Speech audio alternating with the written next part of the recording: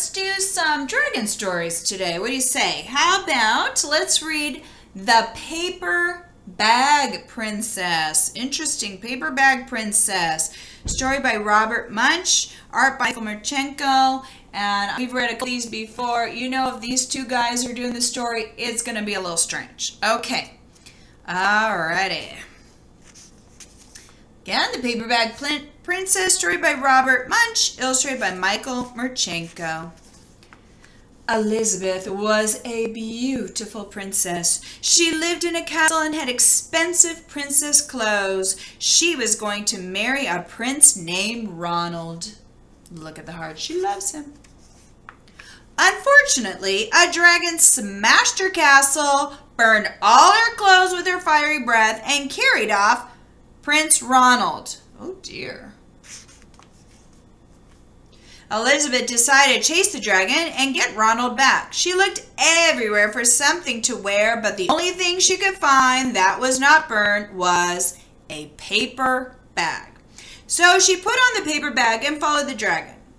He was easy to follow because he left a trail of burnt forest and horses' bones. Finally, Elizabeth came to a cave with a large door that had a huge knocker on it. She took hold of the knocker and banged on the door.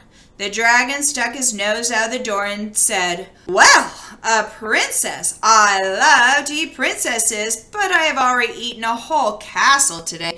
I'm a very busy dragon. Come back tomorrow." He slammed the door so fast that Elizabeth almost got her nose caught. Elizabeth grabbed the knocker and banged on the door again. The dragon stuck his nose out the door and said, "Go away. I love to eat princesses, but I have already eaten a whole castle today. I'm a very busy dragon. Come back tomorrow." "Wait," shouted Elizabeth. "Is it true that you are the smartest and fiercest dragon in the whole world?" "Yes," said the dragon. "Is it true," said Elizabeth, "that you can burn up 10 forests with your fiery breath?" "Oh, yes," said the dragon, and he took a huge deep breath and breathed out so much fire that he burnt up 50 forests.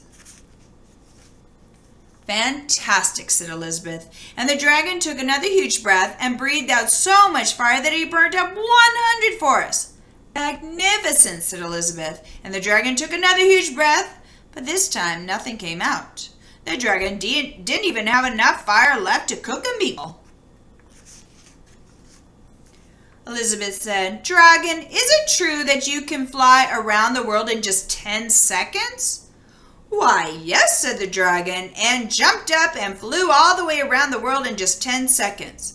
He was very tired when he got back, but Elizabeth shouted, "Fantastic! Do it again!" So the dragon jumped up and flew around the whole world in just 20 seconds. When he got back, he was too tired to talk, and he lay down and went straight to sleep. Elizabeth whispered very softly, "Hey, dragon." The dragon didn't move at all. She lifted up the dragon's ear and put her head right inside. She shouted as loud as she could, "Hey, dragon!" The dragon was so tired, he didn't even move. Oh, look who I see up here. Elizabeth walked right over the dragon and opened the door to the cave. There was Prince Ronald. He looked at her and said, "Elizabeth, you are a mess. You smell like ashes, your hair is all tangled, and you are wearing a dirty old paper bag. Come back when you are just like a real princess." Oh my gosh, I can't believe he said that. "Ronald," said Elizabeth, "your clothes are really pretty and your hair is very neat. You look like a real prince, but you are a bum. They didn't get married after all." Well, what do you think? Fairy tale?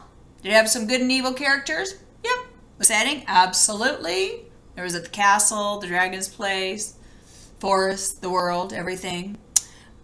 Was there some magic? Absolutely. There was some magic. Was there beginning, middle, and end? Yes. Was there a problem? Absolutely. The dragon, remember, burned down everything and then also took Prince Ronald. It did have a beginning, middle, and end. Did it end like normal fairy tales? So it's still fairy tales, but this time not happily ever after. Prince Ronald was not such a good guy. All right. Well, hope you enjoyed this other dragon story. Thank you so much for reading The Paper Bag Princess with me. Bye-bye.